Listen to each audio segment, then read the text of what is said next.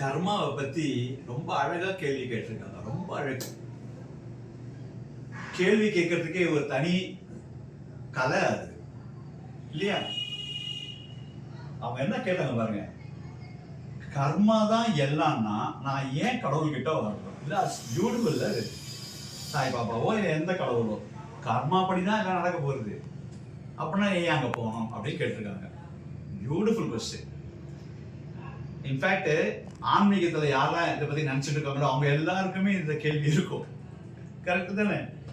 அப்போ கர்மானு பந்தீனி மனுஷ்ய லோகே, நம்ம எல்லாருமே கர்மா வச்சு தான் வந்திருக்கோம். கடவுளுக்கு ஒண்டிதான் இச்சானுபந்தீனி. அவர் இச்சா, எனக்கு நான் பிறக்கணும்னு நினைச்சா பிறந்துடுறாருமா. எப்படி பார்த்தீங்களா? ஆனால் நம்ம அது மாதிரி முடியாது. நம்ம பண்ண போன ஜென்மத்தை உள்ள கர்மா பிரகாரம் தான் நம்ம வரோம்னு சொல்லிட்டு என்ன அழகா நம்ம சாஸ்திரத்துல சொல்லியிருக்கு. அப்போ கர்மா அப்படிதான் நடக்கும். அப்போ கர்மா அப்படிதான் நடக்கும்னா எல்லாம் தானா நடக்க போகுது. நான் சும்மா இருந்தா போதாதா? எதுக்கு ஆன்மீகத்துக்கு வரணும்? எதுக்கு பஜனைக்கு போகணும்? எதுக்கு சேவைக்கு போகணும்? இருக்கா இல்லையா? எல்லாருக்கும் மனசுல வந்திருக்கேன் இப்போ. கரெக்டா? அப்படி இருக்கும்போது சுவாமி பியூட்டிஃபுல்லா அதுக்கு ஆன்சர் பண்றாரு. அதை தான் நான் இப்ப சொல்ல போறேன். எந்த கடவுளா இருக்கட்டும், எங்க வேணா போனான்னு கடவுள்கிட்ட போனா என்ன ஆறுது அப்படின்னாக்க, அதுக்கு ஒரு எக்ஸாம்பிள் சொல்றாரு சுவாமி. இப்போ உங்களுக்கு பல்லு வலிக்கிறது, கடவா பல் பயங்கர வலி, ஓகேவா? Wisdom to the problem. Doctor கிட்ட போன உடனே அவர் பாட்டுக்கு டமான உள்ளவா அப்படின்னு சொல்லிட்டு ஆள் கிடைச்சோன்னு சொல்லிட்டு கொரோனா போட்டு பிடிச்சி இழுக்கிறாரா? கிடையாது. அவர் என்ன பண்ணுவாரு? அனஸ்தீஷியா கொடுப்பாரு, இன்ஜெக்ஷன் கொடுப்பார். இன்ஜெக்ஷன் கொடுத்துட்டு அப்படியே எல்லாரும் அதை மறந்து உட்காந்துருப்பா. என்னன்னு அது என்ன ஆகுதுன்னு தெரியாது. சாதாரணமா எடுத்துட்டு காமிப்பாரு, எடுத்துட்டேன்னு எடுத்திருக்கார். வலி இருந்திருக்கு, ஆனா உங்களுக்கு தெரியாது அந்த வலி. அதே மாதிரி தான் கர்மாலேருந்து தப்பிக்கணும்னா நம்ம ஆன்மீகத்துல போனா, ஒருவேளை அது பேட் கர்மாவா இருந்து கஷ்டப்படுற மாதிரி வந்ததுன்னா அந்த கஷ்டமே தெரியாம போயிடும். நீங்க வேணா பாருங்களேன், சத்யசாய் பாபா டிவோட்டில சொல்லுவாங்க, அப்பா அந்த காலத்துல எவ்வளவு கஷ்டப்பட்டு தெரியுமா, ஆனா இப்போ ஒண்ணுமே தெரியாது, எப்படி அதே தப்பிச்சு வந்தேனே தெரியலப்பா. சொல்லிருக்கீங்களா? இங்க உட்காந்து கூட அப்படிலாம் நினைப்பீங்க. கட்டாயமா அது மாதிரி வந்திருக்கும். எல்லாருக்கும் அந்த சிச்சுவேஷன் வந்திருக்கும். அதுதான் கடவுள்கிட்ட வரணும். இது ஒரு எக்ஸாம்பிள். அது மாதிரி சுவாமி நிறைய சொல்லியிருக்காரு. ரெண்டாவது எக்ஸாம்பிள் பாருங்க, என்ன பியூட்டிஃபுல் சொல்றாரு சுவாமி. இப்போ ஒரு லேண்ட் இருக்கு உங்களுக்கு சொந்தமா, சும்மா கற்பனை தானே நினைச்சுக்கோங்க. ஒரு 300 acres ஆஃப் லேண்ட், பெரிய லேண்ட், அத்தனையும் உங்களுது தான். அந்த லேண்ட்ல என்ன போடணும்? கரிகாய் போடலாம், இல்லை நம்ம பூ போடலாம், ஏதாவது ரோஜா பூ போடலாம், மல்லிப்பூ போடலாம், கஞ்சா இருக்கு இல்லையா, அந்த பிளான்ட் கூட போடலாம். ஓகே, இந்த கேஸ் எதை வேணா நீ அதில் கிராப் போடலாம். ஆனால் ஒரு விஷயம் என்னன்னா, அதை வித்த அப்புறம் அந்த வித்த பணம் இருக்கு இல்லையா, அதுக்கு டேக்ஸ் கட்டியே ஆகணும். இருக்கா இல்லையா? சும்மா இருக்க முடியுமா? கட்டி தான் ஆகணும். புரியுதா? ஸோ அப்போ எல்லாத்தையும் வித்துனா கொடுத்துக்கு அந்த டேக்ஸ் வந்தே ஆகும். அதுலேருந்து தப்பிக்க முடியாது. ஆனால் அந்த டேக்ஸ் டிடக்ஷன் கிடைக்கும். எப்போ நீங்கள் போஸ்ட் ஆஃபீஸில் ஒரு சேவிங்ஸ் அக்கௌண்ட் அது மாதிரி இருந்து போஸ்ட் ஆஃபீஸில் நீங்கள் இன்வெஸ்ட் பண்ணும்போது நிறைய சொல்கிறா இல்லையா, மணி பேக் அது மாதிரி போட்டிங்கன்னா, ஏதோ அந்த போஸ்ட் ஆஃபீஸ் அக்கௌண்ட்டில் நீங்கள் போட்டிங்கன்னா டேக்ஸ் டிடக்ஷன் தரா இல்லையா? அதே மாதிரி தான் சாமி சொல்கிறார். நீங்கள் கணக்க கர்மாவில் கஷ்டப்படுற மாதிரி ஒரு வேளை வந்துடுதுன்னு வச்சுக்கோங்க, ரொம்ப ஈஸியாக சாமிகிட்ட வந்துட்டா அந்த டேக்ஸ் டிடக்ஷன் கிடைக்கலாம்.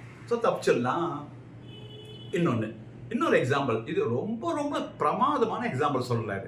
இந்த ஆம்பளைலாம் வேஷ்டி கட்டிட்டு மேலே ஒரு பெல்ட் போட்டு வலியா, நம்ம எல்லாரும் போட்டுக்கிறோம். ஏன்னா கீழே விழுந்துடக்கூடாது, ஏன்னா அதிகமாக ஷேக்கன் பண்ண அவுந்துடும், அதனால அழகாக போடுறது.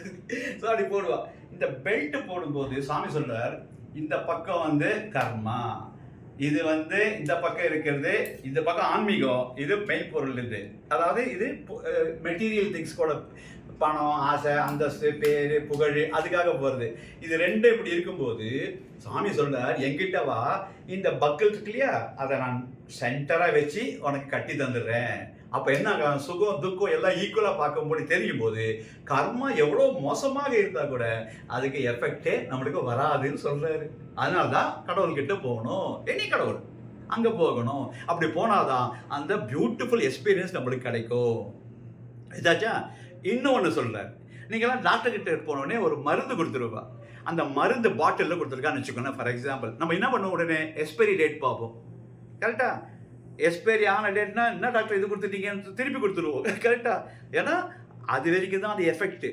அப்போ சாமி சொல்றார், அந்த எக்ஸ்பைரி டேட்டுக்கு அப்புறமா அது அப்படியே வேஸ்ட், அது தெரியவே இல்லையா, அது எஃபெக்ட் இருக்காது.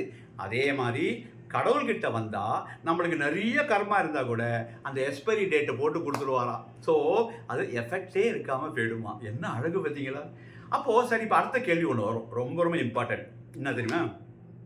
கர்மாவில் ரொம்ப புரிஞ்சிடுத்து, கடவுள்கிட்ட வந்தால் அந்த எஃபெக்ட் தெரியாமல் நம்ம அனுபவிச்சு போயிடுவோம், ரொம்ப ஈஸியாக சமாளிச்சிடலாம் சொன்னீங்க. சரி, கர்மாவே இல்லாமல் இருக்கிறதுக்கு என்ன பண்ணுறது?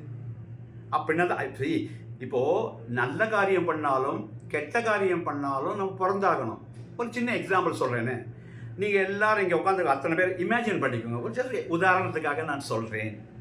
ஒரு 1000 நல்லது பண்ணீங்க. எத்தனை? 1000. வெரி குட், நல்லா கவனிக்கிறீங்க. 1000 நல்லது பண்ணீங்க. ஒருத்தர் தெரிஞ்சோ தெரியாமலோ தப்பு பண்ணிட்டீங்க, ஒரு 700 தப்பு. 1000 மைனஸ் 700 மீதி 300 தான் இந்த வாழ்க்கைன்றது கிடையாது. இன்னும் பியூட்டி பார்த்தீங்களா? கடவுள் கணக்கு வேற.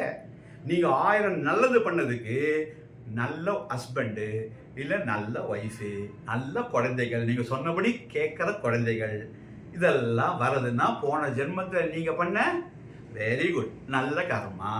புரியுதா? ரெண்டாவது எப்படின்னா, கெட்டது அது எப்படி அனுபவிச்சு தான் ஆகணும். நல்லதுக்கும் அனுபவிக்கணும், கெட்டதையும் அனுபவிச்சு தான் ஆகணும். என்ன கெட்டது? ஃபார் எக்ஸாம்பிள், நீங்கள் ஒரு ஆஃபீஸில் ஒர்க் பண்ணுறீங்கன்னு வச்சுக்கோங்க. உங்கள் கீழே இருக்கவன ப்ரொமோட் பண்ணி விடுவா. உங்கள் மனசு எரியும், ஐயோ இவ்வளோ எக்ஸ்பீரியன்ஸ் இருக்கே, இப்படி பண்ணிட்டாலே